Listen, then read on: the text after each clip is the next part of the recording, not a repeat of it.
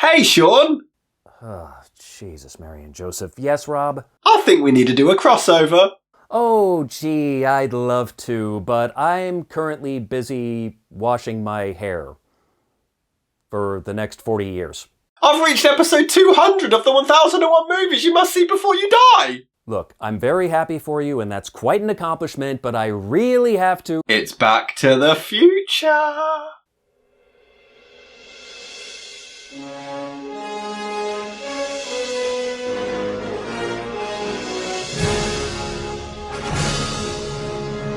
I'm in.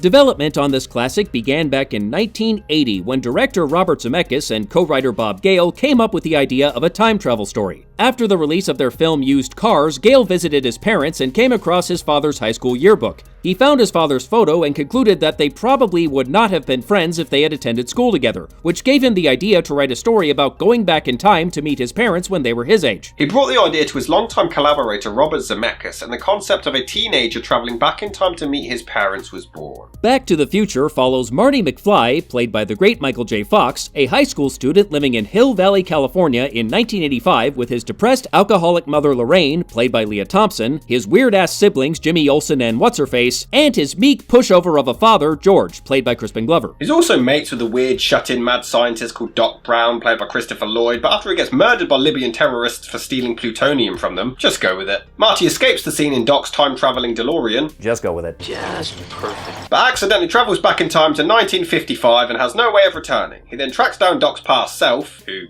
hasn't aged in the 30 years for some reason, which isn't really surprising considering that Christopher Lloyd was only 17 years old in 1955, and as much as I love the guy, he's not passing for 17 here. To try to help him get back to the present. And just to make you feel old, if they were to make Back to the Future today, Marty would be going back in time to 1995. You know what makes me feel old?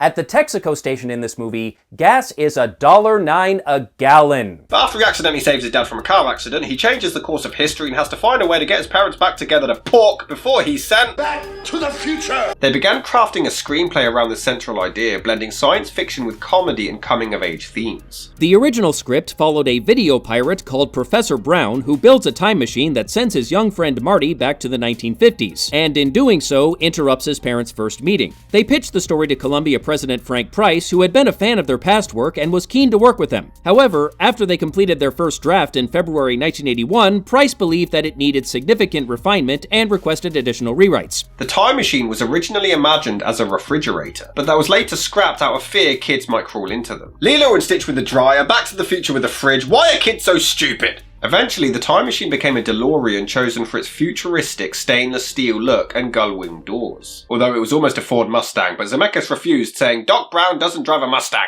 If you're gonna build a time machine into a car, why not do it with some style? They believed that too many time travel films presented the past as being immutable and fixed, and wanted to show a story that showed the past being altered and the effects those changes would have on the future. Gale and Zemeckis drew much of the film's humor from the various cultural contrasts between the two eras, such as when Marty enters a 1955 soda shop wearing 80s clothing. And why is he wearing 4 layers of clothing, by the way? It's October in Southern California. How cold can it be? 70? However, they also struggled with writing these sections as both men were in their 30s and didn't really identify with either era. In the end, many of these aspects were drawn not from their own lives, but from the all-American aesthetics of sources such as The Twilight Zone, Frank Capra films, and the works of Robert Heinlein and Robert Silverberg. During the process of these edits, a lot of the story's early concepts were abandoned. For example, Marty's actions in the original draft had a far more significant effect on the future, making 1985 more futuristic and advanced, which everyone agreed needed to be taken out. Other abandoned ideas including George becoming a boxer in the future after knocking out Biff, the local bully played by Thomas F. Wilson. In fact, the original script had Marty driving the drained time machine into a nuclear explosion in order to get back to the present, where the time jump would have been driven by a mix of nuclear energy and Coca-Cola. Avoid Mentos and you'll be fine. Watch your mouth! The original script also involved the professor having a pet chimp called Shemp, but thankfully this was exchanged for a dog called Einstein instead.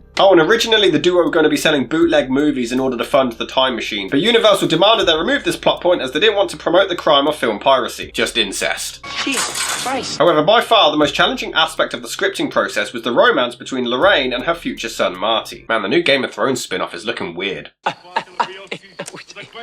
Gale and Zemeckis wanted to take the concept as far as possible to keep the audience on edge, and felt like Lorraine had to be the one to stop the relationship. So basically, Marty would have full-on porked his own mum if she didn't stop him. Stop it. What? The second draft of the screenplay was completed by April 1981, but Price suddenly opted not to greenlight the film. Although he liked the script, he thought the concept was too weird to appeal to anyone, and that the movie was far too tame in comparison to other successful comedies of the time, such as Animal House and Fast Times at Ridgemont High, which were more raunchy and contained vulgar and obscene content. The project then went into turnaround and was shopped around to other studios, but was rejected an insane 44 times. Many felt that the concept wouldn't appeal to the rebellious youth of the 80s, and the commercial failures of other time travel movies like Time Bandits and The Final Countdown made them worried that this film would suffer the same fate. Even Disney passed, deeming that the mother and son subplot was too risque for their brand. So it's too wholesome, but it's also too risque. Pretty much the only person who still championed the script was Zemeckis' mentor Steven Spielberg, but Gale and Zemeckis were afraid that their association would mean that they could only get work because he was friends with him. However, in 1984, the unexpected success of Zemeckis' next film, Romancing the Stone, suddenly gave the director the credibility he needed to get Back to the Future funded. Suddenly, studios were interested. However, Zemeckis still held a grudge against the studios that had previously rejected the project, and instead took the script to Spielberg's own production company, Amblin Entertainment, where Frank Price was now working. Spielberg ended up reducing Price's involvement on the film due to some bad blood between them during the production of E.T., and instead called on his old friend Sid Sheinberg to oversee the studio's involvement, and brought on Frank Marshall and Kathleen Kennedy as executive producers. It was the 80s, so the nerds didn't really have a reason to hate Kathleen Kennedy at this point. Actually, they still don't, but they hate her anyway. Get out of town. However, Sheinberg quickly began suggesting his own modifications to the film, most notably by changing the title from Back to the Future to Spaceman from Pluto, which Gale and Zemeckis hated but were scared of invoking the producer's anger if they rejected his ideas. Luckily, Spielberg intervened by sending Sheinberg a memo saying, "Hi Sid, thanks for your humorous memo. We all got a big laugh out of it." He knew that Sheinberg would be too embarrassed to admit the note was serious, and from that point on, any creative interference from him was relatively minimal. That said, some of Sheinberg's edits were taken on by the writers, such as changing Marty's mum's name from Meg to Lorraine, Shut up, Meg. and renaming Professor Brown to Doc Brown, which he considered to be more accessible. The third draft of the script was eventually completed in July 1984, and at long last, production of Back to the Future could finally begin. You've got a real attitude problem. Universal Pictures agreed to finance it with a budget of around $19 million.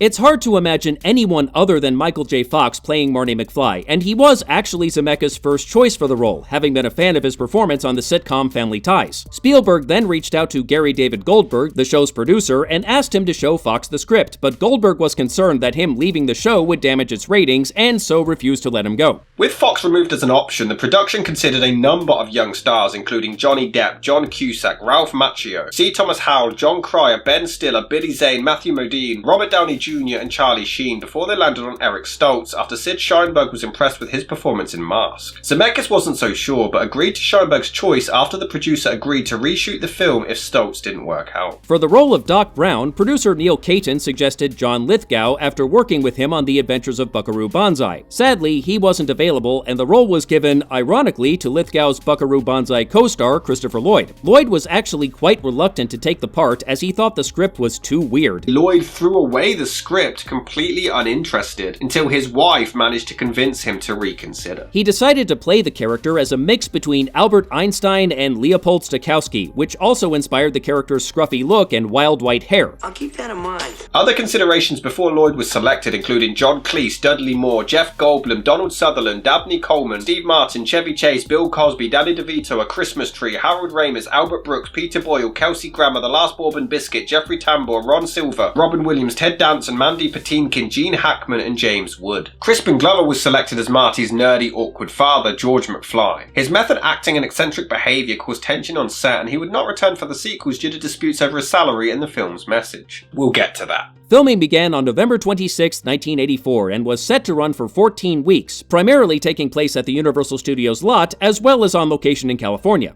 However, due to the tight schedule, editing and filming took place simultaneously, with Zemeckis reviewing the footage immediately after it was shot. Filming with Stoltz began, but something was off. After 5 weeks and millions spent, Zemeckis and Gale realised that Stoltz was too intense and lacked the comedic timing the film needed. So, direct him to do it a different way? I just don't think I can take that kind of rejection. It became clear to both him and the producers that Stoltz was not right for the role. Stoltz was also proving difficult to work with amongst the cast and crew, as he would stay in character as Marty when not filming, to the point he wouldn't even answer his own name. This caused him to constantly clash with everyone around him, especially Tom Wilson. During the scene where Marty and Biff fight in the cafeteria, Stoltz would constantly shove Wilson too hard, despite being asked to fake it, to the point that he almost broke Wilson's collarbone during the scene. Zemeckis wanted Stoltz replaced, but Spielberg told him that he could only be fired so long as the director had an immediate backup, at which point they all put their efforts into getting Michael J. Fox. However, the Family Ties producers were still unwilling to let him shoot, but they eventually relented when it was agreed that his filming schedule would be altered so that he could shoot both projects simultaneously. They made the incredibly risky and expensive decision to recast the lead mid-production. In fact, Eric Stoltz reportedly never realized that he was being replaced until weeks into the decision-making process. Stoltz was finally fired from the role, though he received his entire salary as compensation, and at last, on January the 15th, 1985, Michael J. Fox could take up the mantle of Marty McFly. It's okay, Stoltz, you'd end up playing a fly called Martin later on anyway. This is nuts. He agreed to an insane schedule, shooting the TV show by day and the film by night. Throughout filming, Fox would travel back and forth between the sets for Back to the Future and Family Ties. Fox often only slept 2 to 3 hours a night, filming until dawn, sleeping in a van and going straight to the sitcom set. He often wouldn't get home from each shoot until early the following morning, and at one point he was carried into bed by his driver because he was so tired. As filming went further along, he would also often confuse which set he was on due to the constant switching, and as a result would ad-lib many of his lines after he forgot the intended dialogue. In addition to compensate for Fox's conflicting schedules and reduce production costs, many scenes involving Marty were shot without him, with his parts being filmed separately. Scenes were also constantly having to be reshot due to cost cutting, such as the opening panning shot of the clocks in Doc's lab, which replaced the original opening where Marty sets off a fire alarm to get out of detention. The height difference between Fox and Stoltz also necessitated changes being made to certain scenes. Doc's trademark slouching was added due to the 8-inch height difference between Lloyd and Fox. Hill Valley, both versions in 1955 and 1985, were created on the Universal backlot, with set dressers transforming the same location to reflect the two time periods. The film used cutting-edge optical effects from lightning strikes to fading hands and disappearing family photos. Alan Silvestri composed the sweeping, energetic score despite Spielberg originally thinking it was too big for a comedy, but it ended up becoming one of the most recognizable film scores of the 1980s. The DeLorean's time circuits were inspired by airplane cockpits, a deliberate nod to Doc's mechanical genius. However, despite all these production issues, the atmosphere on set greatly improved when Fox arrived, as he was far more friendly than Stoltz and made a greater effort to bond with the cast and crew. On April 26, 1985, after 107 days of shooting, Back to the Future finally wrapped and could begin post-production. This has gotta be a dream. In the middle of May 1985, a rough cut of the film was screened to a test audience in San Jose, California, just 3 weeks after filming ended. At first, the audience seemed largely uninterested, but as soon as the DeLorean showed up, they immediately seemed more engaged, and by the end, the whole audience was raving about the film. After some recutting, the movie was shown again to a room full of studio executives, including Sid Sheinberg, and they were so impressed that the scheduled release date was pulled forward to July the 3rd that year to take advantage of the peak of the summer season. This left the production only 9 weeks for special effects and editing, turning the whole post-production process into a mad dash for the finish line. The rush to get the film out on time resulted in many scenes getting cut, such as Doc flicking through a future issue of Playboy, What? a scene of George getting trapped inside a phone booth, and the scene of Marty pretending to be Darth Vader was drastically shortened. Zemeckis even considered cutting the Johnny B. Good scene altogether, feeling that it didn't advance the plot, and was only persuaded to keep it when test audiences responded positively to the sequence. The final 116-minute cut was completed on June 3rd, 1985, just days before the film's premiere, and became an instant hit, opening at number 1 in the box office, grossing $381 million worldwide, making it the highest grossing film of 1985. On top of that, critical reception was almost universally positive, praising the cast, the effects, and the story, many regarding it as one of the most entertaining films of 1985. The movie was so successful that it single-handedly saved Universal Pictures from complete financial ruin, as the studio had suffered a string of financial flops throughout the 80s and desperately needed a hit. Audiences loved the mix of science fiction, comedy, action, and nostalgia. Back to the Future was more than just a box office hit, it was a generational phenomenon. The trilogy inspired filmmakers, pop culture references, parodies, and even time travel logic debates for decades. The movie's impact was nothing short of legendary. It's frequently ranked as one of the greatest movies ever made and a landmark in American pop culture. The Writers Guild of America ranked it as the 56th greatest script ever written. It was nominated for 4 Academy Awards, winning Best Sound Editing, 5 BAFTAs including Best Film. The American Film Institute ranked it as the 10th greatest sci-fi movie ever, and its success led to the creation of an entire franchise including 2 sequels, an animated TV series, comic books, theme park rides, a video game, and even an award-winning stage musical, proving that the film's impact is still felt to this day. And what better movie to celebrate 200 with than my favorite movie of all time? So? I'm sorry? So what? So it's your favourite movie? You want a cookie? Well, I was just saying... No one cares. Oh.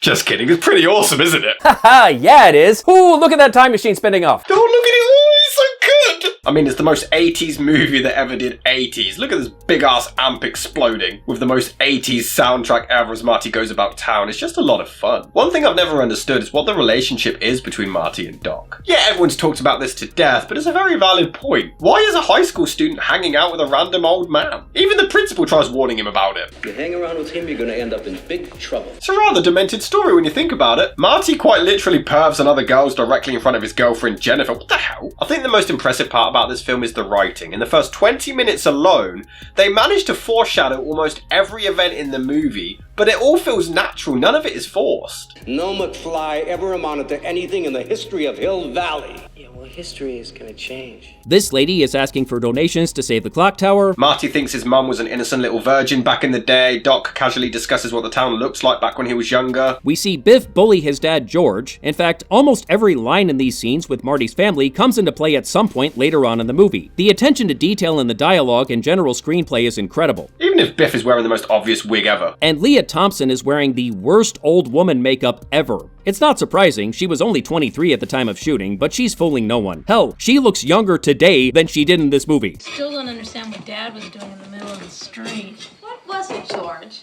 Bird watching? It's been 30 years since you've been together and you've not once bothered to stop and ask, hey, George, why were you up that tree 3 decades ago? Crispin Glover gives a great performance as the bumbling idiot. He's great. The attention to detail continues when Marty meets Doc at Twin Pines Mall, but later, when he goes back to 1955, he ends up driving over one of the pine trees, so when he returns to 1985, it's now called Lone Pine Mall.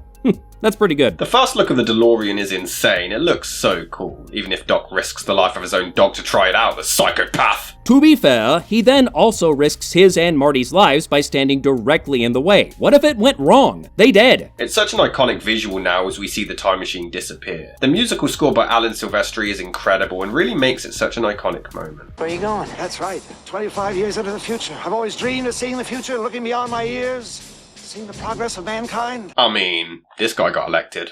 Who? Oh, it's David Cameron. David Cameron. Oh, wait, wasn't he the Prime Minister? Yeah, he got caught assaulting a pig. Oh, right, gotcha. Wait, what? What did I tell you? You've got to love how Doc is dumbfounded by how the terrorists managed to find him while he stood directly next to a van with his goddamn name plastered all over it. The movie is pretty rapid at the start. We're introduced to Marty and his family, and then, by the way, time travel is real. Then Doc gets shot in a damn drive-by. But I adore the comedy in this as he comes out of the car and the locals are convinced that he's an alien. There is a running joke of Marty banging his head on the DeLorean, and this was never even in the script. Fox began to improvise it as he genuinely kept doing it by accident as the door was faulty. I think it's such a cool setup for a movie. It looks so awesome as he explores 1955, and showing the difference between the two eras will always be funny. What's with the life preserving? I could run for mayor. A colored mayor, that'll be the day. Do you have a television? Yeah, you know we have 2 of them. Wow. You must be rich. That's John F. Kennedy Drive. Who the hell is John F. Kennedy? Who's president of the United States in 1985? Ronald Reagan. Ronald Reagan. The actor? Then who's vice president? Jerry Lewis? Oddly enough, Ronald Reagan found that one so funny he asked the projectionist to replay it over and over again. He even referenced it in some of his political speeches. Never has there been a more exciting time to be alive. A time of rousing wonder and heroic achievement.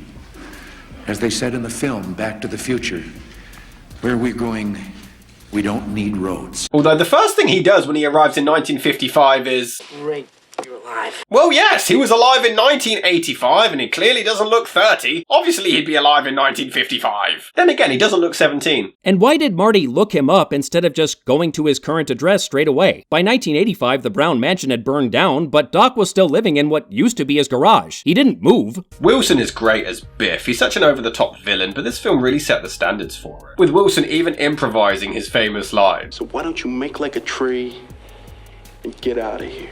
In fact, this may be one of the most quotable movies in history. Wait, 21 gigawatts! Whoa, this is heavy. I'm your density. Where we're going, we don't need roads. It is pretty cool as Marty mimics George's actions, and it's so surreal when he realises he's his father. I know I'd be weirded out if I saw my father as a kid. More so if I saw him happily being in a room with a black man. And this heartwarming love story all began with George being a creepy pervert. Which leads to a scene that would be parodied and ripped off for years as Marty wakes up and thinks it was all a dream. Before a running joke with Lorraine believing his name is Calvin Klein. Why do you keep calling me Calvin? That is your name, isn't it? Calvin Klein? It's written all over your underwear. That's Calvin Klein. So to clarify, this heartwarming family story is a movie about incest. And Lorraine's brother is Wayne from the Wonder Years. Go figure. The movie's humour is also never dumbed down. It's all incredibly well written. He's an idiot. Parents are probably idiots too. And even in 1955, Doc grabs random high school students and drags them inside his house. What is with this guy? I got a girl. Is she pretty? She's a high school student too, dude! Also, why would you ask someone that question? I mean, he's not gonna say no, is he? I got a girl. Is she pretty? Nah. Which leads to another scene often imitated as Marty has to convince Doc that he really is from the future. Again, this set the standards for scenes like this, and it's a lot of fun. It is quite heartwarming as Doc realises his flux capacitor invention actually works. Look at me! I'm an old man! You look exactly the same! Thank God I've still got my hair! Screw you. Okay, so he does actually have some old man makeup on in 1985, but it is very, very subtle. One issue is, everything is far too convenient in this film. You see, Doc sets this date in 1955 to go back to because he remembers it as the day he realised that time travel was possible. But it also just so happens to be the exact day Marty's parents are supposed to meet for the first time, which also just so happens to be a week before the clock tower is struck by lightning The and... only power source capable of generating 1.21 gigawatts of electricity is a bolt of lightning. What the fuck are the odds? Lloyd is great as Doc, though, as he really sells the severity of the situation. And clearly the principal is also eating the same spinach as Doc, considering neither of them have aged in 30 years. What kind of date? I don't know. What do kids do in the 50s? Throw around racist and homophobic slurs? Although Biff is highly entertaining, he fully assaults Lorraine in the school cafeteria in front of everyone. And nobody does anything until Marty steps in, and then later on he attempts to rape her. A wholesome family film.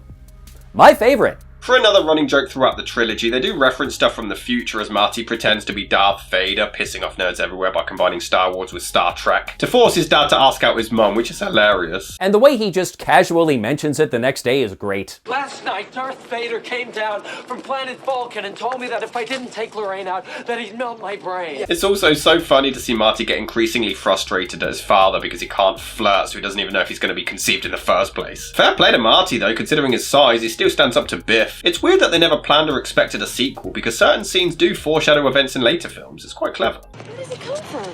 Yeah, where does he live? I don't know, but I'm gonna find out. And our kids are gonna have webbed feet. There's a great scene where they use a model to test out their plan, but it goes wrong, and Doc's reaction is brilliant.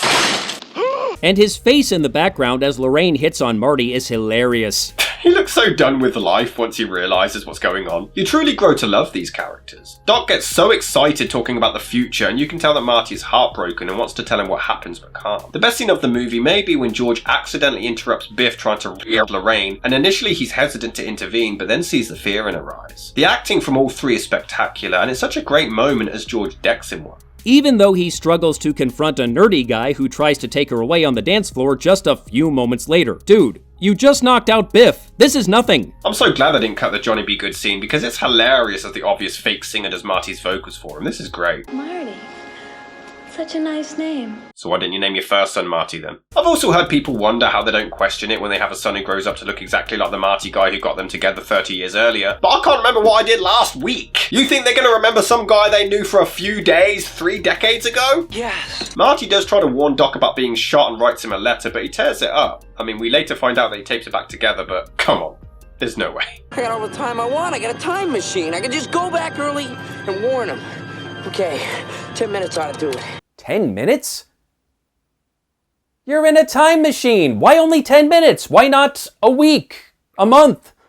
15 years? Anything more than 10 minutes? I love the way the movie always adds tension, as if the stakes aren't high enough already. So he saves his parents, but then he has to warn Doc, but then he has to reach the lightning in time, but then the cable comes unplugged, but then the car doesn't start, but then the cable comes unplugged from the other end. Also, Marty has an alarm for when he needs to start driving, and he's late starting, but yet somehow still reaches the lightning in time. And no. Despite the ever-growing stakes, this does get your heart pumping. It's so intense. This is amazing! The theme is so damn good and makes the scenes that much more intense. Although, how the hell does Doc survive? He's holding a cable that then generates the power from the lightning. Michael J. Fox is perfect for Marty. Although I like Eric Stoltz, I can't see him being better than this. The performances all across the board are phenomenal. But now everything has changed, like Jimmy Olsen is a successful businessman, but still lives with his parents for some reason. I always wear a suit to the office. Why are you going to the office? It's Saturday. And they've hired Biff as their slave, after attempting to re-up Lorraine several times. But for some reason, Jennifer hasn't changed. She's exactly the same. And how exactly has this whole ordeal turned Biff into a complete pussy? I mean, we even see in the sequel that after the punch, he's still an aggressive douchebag. So what changed? Did he keep beating him up? Did George become the bully? Because that's kind of douchey. The movie ends with Doc returning from the distant future of 2015, but this cliffhanger makes no sense. Zemeckis admitted that they didn't want or plan for a sequel and that this was done as a joke. But Doc grabs Marty and Jennifer to go to the future to help their kids, after spending an entire movie telling them that you shouldn't tell people about their future. I mean, why not just tell them in 1985 so they can remember? Or write a note to not open until 2015 or something? You're in the past! You can fix this in the present day, not the future! And Doc is pretty open to welcoming random people into his top secret time travel experiment, isn't he? Who cares? This movie is amazing! You bet your ass it is. Don't you be betting on my ass. What? What? What? What? What? What? What? What? What? What? What? What? Back to the Future is a damn masterpiece. It gives us three of the most iconic characters in movie history, and all of the supporting cast are fantastic as well. It's a charming story amidst the incest and derailed about how you shouldn't judge a book by its cover, and even how you should leave the past alone and don't try to fix it. It has incredible visuals, amazing music, and is truly worthy to be in the 1001. Back to the Future marks 200 movies in this book, and I can't think of a better film to possibly mark that milestone. It's by no means perfect, no movie is, the makeup effects haven't aged well, no pun intended, and there's an almost comical amount of product placement. But it has a thrilling story, a great cast, one of the best scores I've ever heard, plus a couple of iconic Huey Lewis songs that are not too darn loud, thank you very much, and it has some great special effects that mostly still hold up. And there are so many clever details that even now when I rewatch the film, I'm still noticing stuff I missed before. The diner Marty visits in 1955 is Lou's Diner, and in the street behind the clock tower is Holt's Diner. I assume this is a play on Lou Holtz, the American football coach, and somehow I never caught that joke until just a few weeks ago. The movie still finds new ways to make me smile after all these years, and that's why it's my favorite of all time. Back to the Future is more than nostalgia. It's a rare blend of tight storytelling, heartfelt character arcs, humor, and innovation. It took an outlandish sci-fi premise and grounded it in relatable human emotion. The fear of disappointing our parents, the desire to change our past, and the thrill of chasing our future. For a generation of filmmakers, it was the movie that showed you could blend blockbuster action with brains and heart. So, about the sequels. Oh, gee, I really gotta... But the second one is better than the first! What? No, no, no, no, no. Hell no. Hell no! Sean? Sean? Sean? We got to review 2 and 3! Sean!